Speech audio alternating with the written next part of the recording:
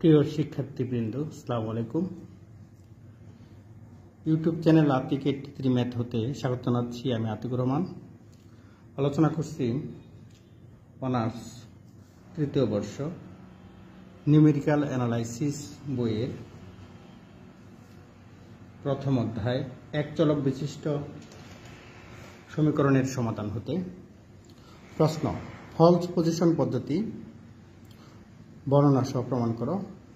তো আলোচনা করো ফলস পজিশন পদ্ধতি আলোচনা করো, অথবা এফ অফ এক্স ইকুয়াল 0 সমীকরণের একটি আসন্ন মূল নির্ণয় করার জন্য ফলস পজিশন পদ্ধতি আলোচনা করো। তাহলে দেখো, এফ অফ এক্স সমীকরণ নাম হচ্ছে এফ অফ এক্স সমীকরণের একটি আসন্ন মূল মানে কাছাকাছি মূলটা নির্ণয় করার জন্য একটি ফলস পজিশন পদ্ধতি আলোচনা করো। এটার জন্য আমাদের চিত্র দিতে হবে এরকম না, তবে চিত্রটা হচ্ছে যে দেখাচ্ছি, দেখো এক্স অক্ষ ওয়াই অক্ষ এরকম যদি থাকে আমরা এমনই করতে পারি। এখানে একটা বিন্দু ধরলাম, সেই বিন্দুটা হচ্ছে এখান থেকে, এটা হচ্ছে এ, এখান থেকে এটুকু হচ্ছে এফ অফ এ। তাহলে এটা হচ্ছে বিন্দুটা হচ্ছে এ কমা এফ অফ এ। আবার এখানে একটা বিন্দু থাকে বি, তাহলে পুরো বিন্দুটা এখান থেকে এটুকু হচ্ছে এফ অফ বি। তাহলে এফ অফ বি এরকম। এখন এটা যদি ধনাত্মক হয় এটা ঋণাত্মক, অথবা এটা যদি ঋণাত্মক হয়, এফ অফ বি যদি ঋণাত্মক হয় তাহলে এটা হবে কত? ধনাত্মক। কারণ এক্স অক্ষের একটা আছে উপরের দিকে আর একটা নিচের দিকে। এখন দেখো এই চিত্রটা এরকম ভাবে আঁকা আছে। যদি এফ অফ এক্স ফাংশনটি এ ও বি এর মাঝে অবিচ্ছিন্ন হয়, অর্থাৎ এর থেকে বি এ পর্যন্ত বি এইটুকু যদি অবিচ্ছিন্ন হয়, এবং f of a into f of b বিপরীত চিহ্ন বিশিষ্ট হয়, অর্থাৎ এফ অফ এ একটা যদি প্লাস হয় আর একটা হবে মাইনাস, একটা যদি মাইনাস হয় আর একটা হবে কত? প্লাস।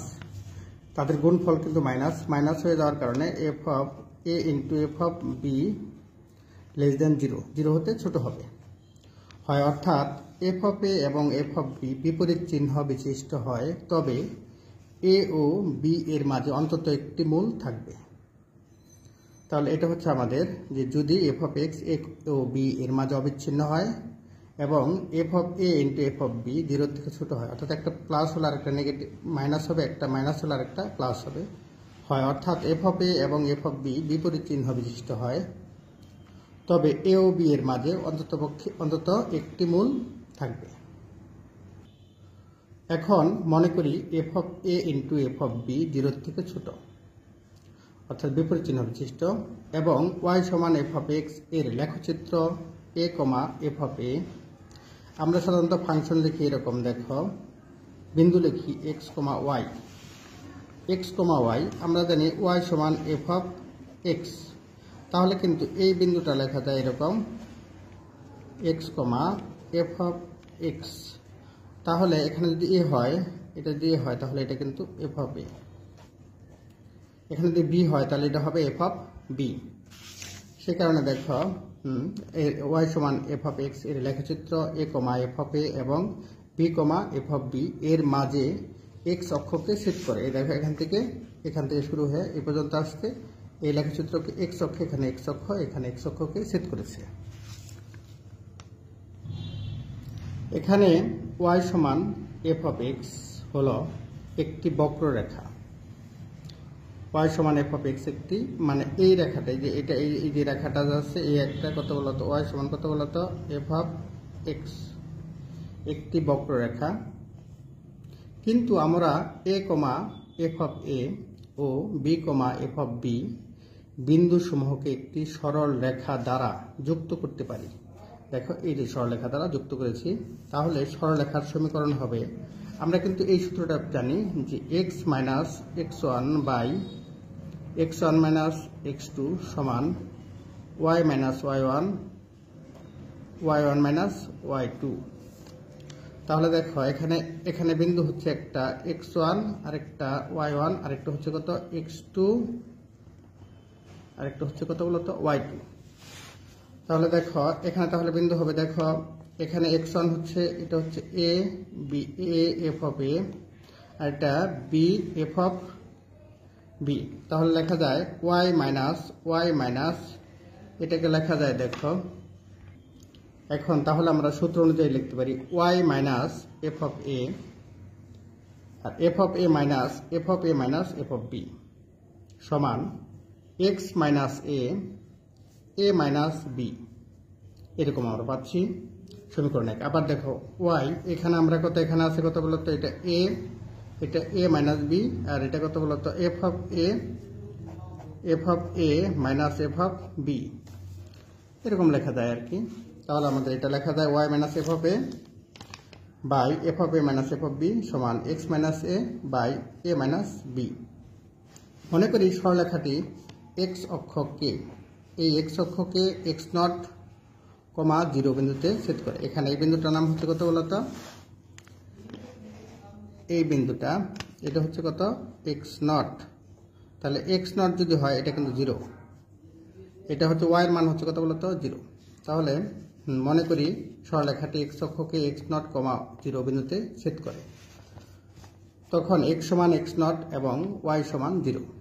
তাহলে এই সমীকরণে যদি আমরা মানটা বসিয়ে দিই, এখানে কত হবে y সমান কত হবে বলতো 0, y সমান 0 minus f of a by f of a minus f of b, আর এখানে হবে দেখো যে f of b সমান x এর পরিবর্তে হবে কত x0 মাইনাস a আর a মাইনাস b।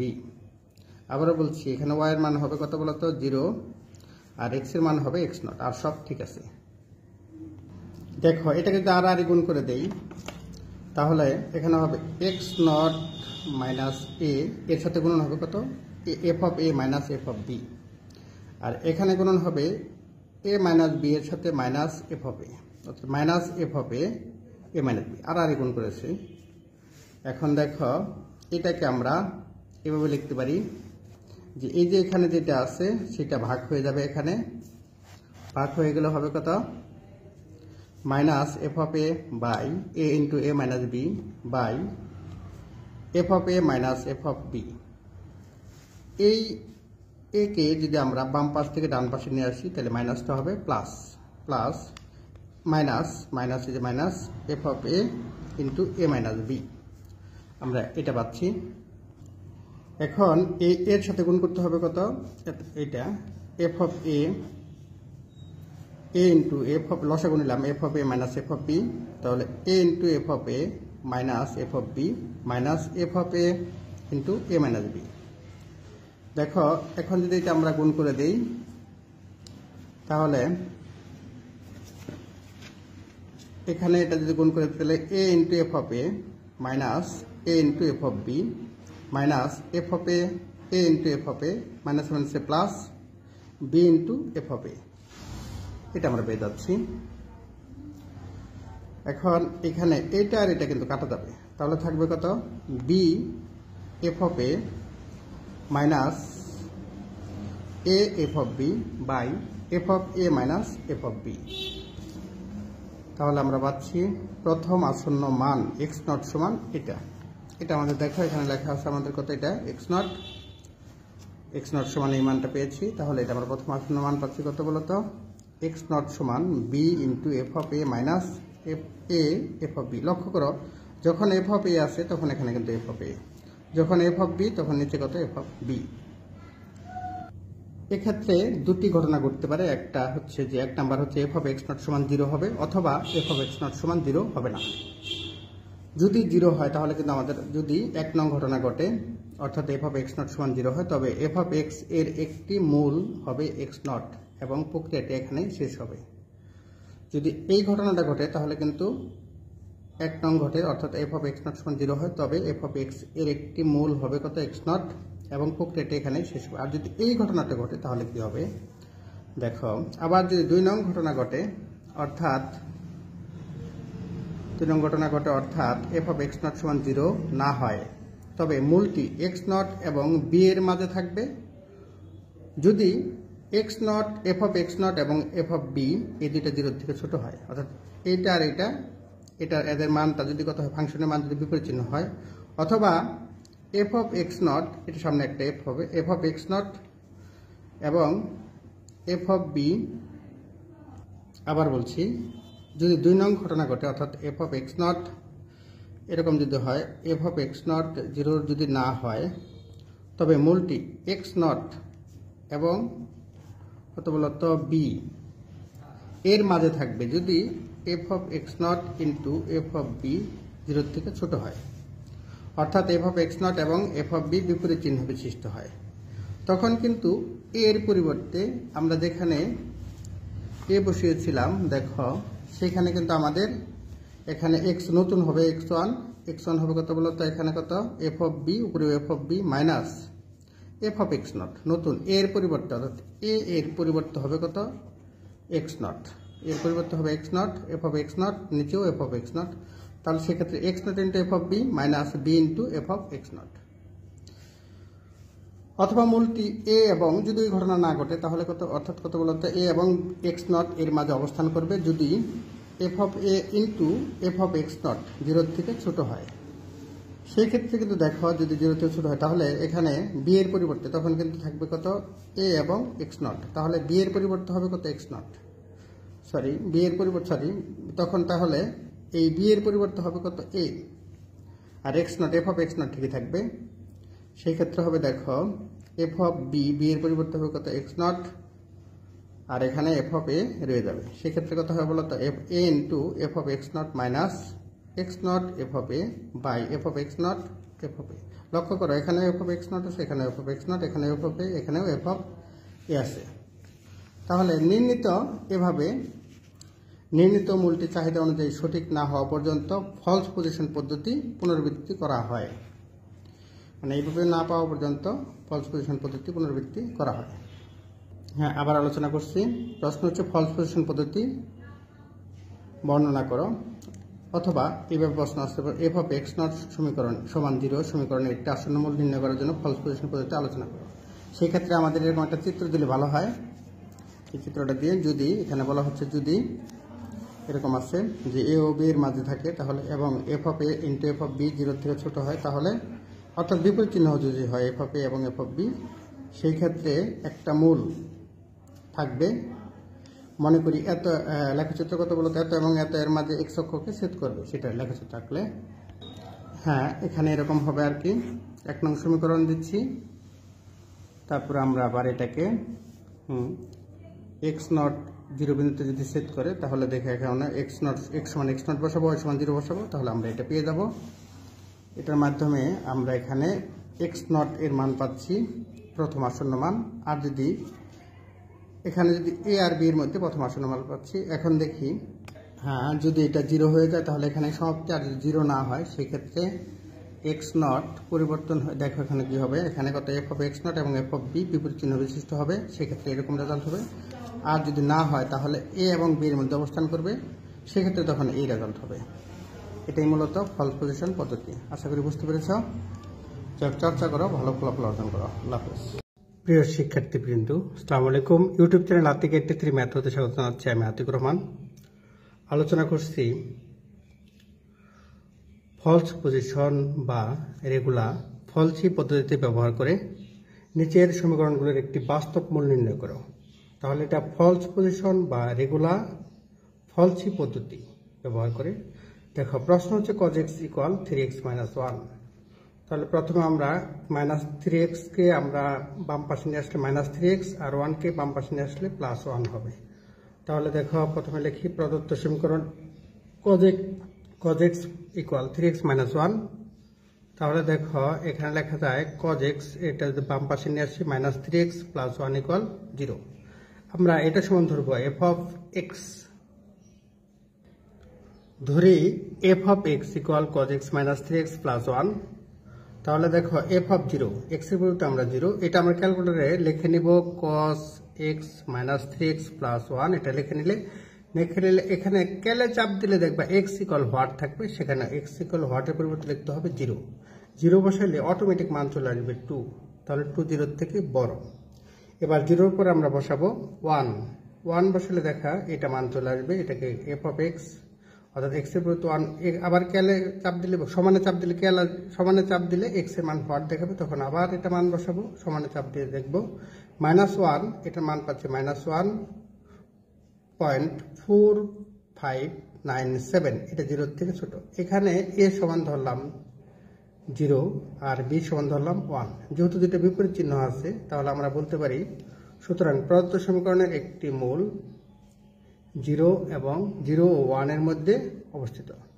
এখন ফলস পজিশন পদ্ধতিতে সমাধান করি।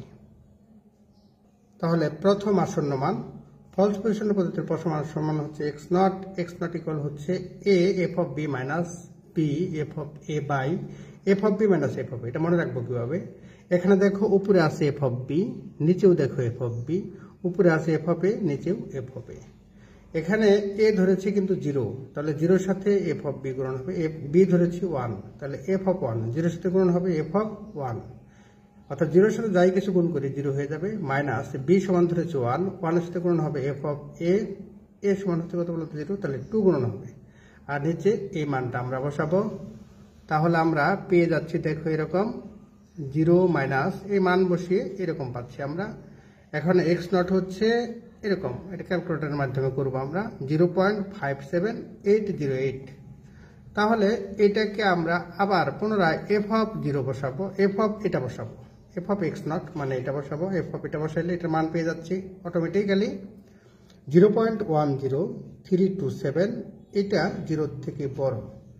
তাহলে আমাদের দেখতে হবে বিপরীত, এটা পজিটিভ, তাহলে আমাদের দেখতে হবে নেগেটিভ কোনটা। লক্ষ্য করো নেগেটিভ মান হচ্ছে f of 1 এটা। তাহলে একটাকে ধরবো a, আরেকটাকে ধরবো কত বলতো b। এখন দেখো একটাকে a ধরলে আরেকটাকে b ধরতে হবে।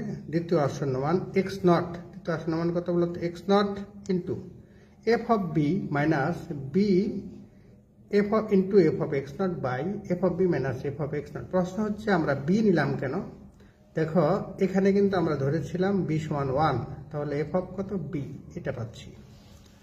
আমরা এই পর্যন্ত আশা করি বুঝতে পেরেছি। এখান থেকে এখন আমরা মান বসে আবার ক্যালকুলেটরের সাহায্যে মান বসিয়ে আমরা মান পেয়ে যাচ্ছি কত এরকম f(x1) এর মান পাচ্ছি আমরা 0.60596। এবার f of x1 অর্থাৎ f of 0.60596 এটার মান হচ্ছে 0.00408, এটা পজিটিভ। তাহলে আমাদের পজিটিভ মান x1 এর মান পজিটিভ, এটা f of এটার মান পজিটিভ। এবার দেখতে হবে নেগেটিভ কোনটা, তাহলে নেগেটিভ হচ্ছে দেখো এখানে নেগেটিভ না, এটাও পজিটিভ। তাহলে নেগেটিভ যে মানটা ইমিডিয়েটলি নেগেটিভ সেটা হচ্ছে কত আবারও কত f of 1 অর্থাৎ f of b, কারণ b সমান 1। তাহলে আমরা দেখি এখানে আমরা পাচ্ছি এই পর্যন্ত আমরা বুঝতে পেরেছি। এখানে দেখো f of b এবং f of x2 এটা বিপরীত চিহ্ন বিশিষ্ট, সুতরাং তৃতীয় আসন্ন মান x2 সমান হচ্ছে এটা x1 বিপরীত চিহ্ন বিশিষ্ট, তাহলে তৃতীয় আসন্ন মান হচ্ছে x2 সমান x1 f of b minus b f of x1 by f of b minus f of x1। এটা মানগুলো বসিয়ে আমরা ক্যালকুলেটরের সাহায্যে বসিয়ে এরকম মান পাচ্ছি হচ্ছে দেখো x2 এর মান পাচ্ছি 0.06321। এটা আমরা f of x এখানে আমরা মানটা বসিয়ে দেখব, এটা বসিয়ে দেখলে দেখো এরকম পাচ্ছি কত এরকম পাচ্ছি। সুতরাং এটা ধনাত্মক, তাহলে এটা পাচ্ছি আমরা ধনাত্মক মান, তার মানে এটা এবার আমার তুলনা করতে হবে ঋণাত্মকের সাথে। লক্ষ্য করে এখানে একটা ঋণাত্মক মান আছে, সেই কারণে ঋণাত্মক মানের সাথে তুলনা করার পরে তাহলে আমাদের এখন তুলনা করতে হবে f of b আর কত f of x2 এর সাথে তুলনা করতে হবে এরকম। তাহলে দেখো চতুর্থ আসন্ন মান x3, x2 f of b minus b f of x2 by f of b minus f of x2। এখন এই মানগুলা বসিয়ে আমরা চতুর্থ আসন্ন মান পাচ্ছি কত 0.60463। এখন এরকম পাচ্ছি এটা হচ্ছে ধনাত্মক মান, তাহলে ধনাত্মক হয়ে যাওয়ার কারণে এটাও কিন্তু x3 এটাও আমরা ধনাত্মক মান পাচ্ছি। তাহলে ধনাত্মক হলে তুলনা করতে হবে এটার সাথে আবারও। তাহলে দেখো অতএব পঞ্চম আসন্ন মান হচ্ছে x4 সমান x3 এর সাথে তুলনা করতে হবে x3 আর হচ্ছে b, তাহলে x3 into b f of b minus b into f of x3 by f of b minus f of x3। তাহলে আমরা এটা বসিয়ে দেখো এরকম আসন্ন মান পাচ্ছি, অতএব f অফ 0.60701 এরকম 0 থেকে বড়, অতএব ষষ্ঠ আসন্ন মান হচ্ছে x5 এরকম। এই মানটা আমরা বসিয়ে x5, কারণ আমাদের এখানে এটা ধনাত্মক, তাহলে আমাদের তুলনা করতে হবে আবারও। দেখো এটা ধনাত্মক মান x4, f অফ x4 ধনাত্মক মান, তাহলে আমাদের তুলনা করতে হবে এটার সাথে তুলনা করতে হবে এটা f অফ b। তাহলে f অফ b লক্ষ্য করো এটা পঞ্চম আসন্ন মানের সাহায্যে আমরা এরকম পাচ্ছি। এটা আবার তুলনা করলাম f অফ 0.60709, এটাও ধনাত্মক মান, তাহলে আমাদের সপ্তম আসন্ন মান পাচ্ছি। ষষ্ঠের পরে সপ্তম আসন্ন মান বসিয়ে এরকম আমরা 0.60710 এটা আবার বসিয়ে পেলাম। আবার দেখো এটাও ধনাত্মক মান, এবার তুলনা করতে হবে ঋণাত্মক মানের সাথে। আমরা আগে দেখেছি f অফ b এর মান ঋণাত্মক, তাহলে দেখো অষ্টম আসন্ন মান x7 এর মাধ্যমে এটা পাচ্ছি। পূর্বে আমরা সপ্তম আসন্ন মান পেয়েছিলাম একই, সুতরাং নির্ণয় মূল 0.60710। আশা করি এ পর্যন্ত বুঝতে পেরেছ। আমি আবার প্রথম থেকে বলছি, এটাকে ফলস পজিশন বা রেগুলার ফলসিপ পদ্ধতিতে ব্যবহার করে নিচের সমীকরণগুলোর একটি বাস্তব মূল নির্ণয় করো। তাহলে এটা পাচ্ছি প্রদত্ত সমীকরণ cos x 3x - 1, এটাকে বাম পাশে নিয়ে এরকম এটাকে ধরবো f অফ x। এখন ধরি f of x, f of 0, f of 1 এরকম একটা আরেকটা বিপরীত, এটা হচ্ছে ঋণাত্মক আর আগেরটা হচ্ছে ধনাত্মক। তাহলে ধনাত্মক এবং ঋণাত্মক মানের মধ্যে প্রদত্ত সমীকরণের একটি মূল রয়েছে। এবার প্রথম আসন্ন মান এই x0 এটা বসিয়ে দ্বিতীয় আসন্ন মান পাচ্ছি। পরবর্তীতে দেখো এভাবে আমরা দ্বিতীয় আসন্ন মান পেয়ে এটা কিন্তু ধনাত্মক, তাহলে ঋণাত্মকের সাথে তুলনা করতে হবে। এভাবে আমরা তৃতীয় আসন্ন মান পাচ্ছি। এবার এখান থেকে আমরা চতুর্থ আসন্ন মান নির্ণয় করে দেখো এটা ধনাত্মক, তাহলে ঋণাত্মকের সাথে তুলনা করতে হবে। এখান থেকে আমরা পঞ্চম আসন্ন মান পেয়েছি। এখান থেকে আমরা ষষ্ঠ আসন্ন মান নির্ণয় করে তুলনা করেছি। আবার দেখি ষষ্ঠ থেকে সপ্তম আসন্ন মান বের করে এখান থেকে আমরা অষ্টম আসন্ন মান বের করেছি এবং দেখেছি সপ্তম এবং অষ্টম আসন্ন মান একই, সুতরাং নির্ণয় মূল 0.60710। এবার পরবর্তী অঙ্ক দেখি। পরবর্তী অঙ্ক লেখা আছে যে x3, এটা ফলস পজিশন করতে হবে, x3 - 5x + 3 = 0। তাহলে প্রদত্ত সমীকরণ এটা f অফ x সমান ধরবো আমরা x3 - 5x + 3। এবার একবার 0 বসাবো আর একবার 1 বসিয়ে দেখলাম একটা পজিটিভ, অর্থাৎ 3 পেয়েছি, এটা পজিটিভ আর এটা 1 - 1 এটা নেগেটিভ। তাহলে বলতে পারি সুতরাং প্রদত্ত সমীকরণের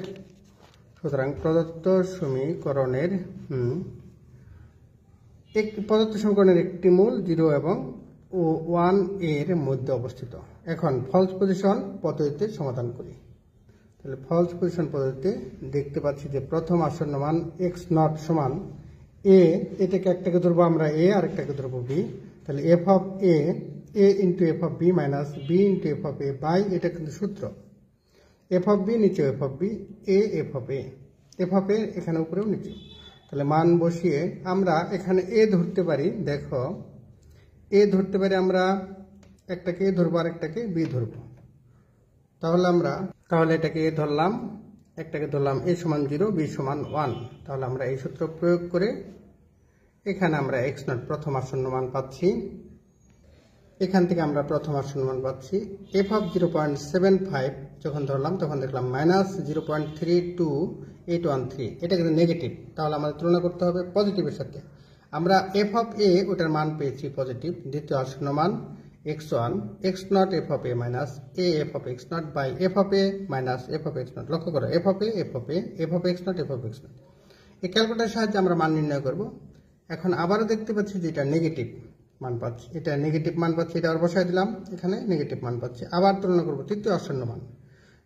তৃতীয় আসন্ন মান কিন্তু আবারও এর সাথে তুলনা করতে হবে, অর্থাৎ x1 এবং এর সাথে তুলনা করতে হবে x1 f of a minus a f of x1 by f of a minus f of x1। এটা আমরা ক্যালকুলেটরের সাহায্যে সমাধান করে এরকম আছে। আবার নেগেটিভ পাচ্ছি, তাহলে এটা হচ্ছে x2 তুলনা করতে হবে দেখো এর সাথে f অফ a, কারণ f অফ a এটা নেগেটিভ, f অফ a হচ্ছে পজিটিভ।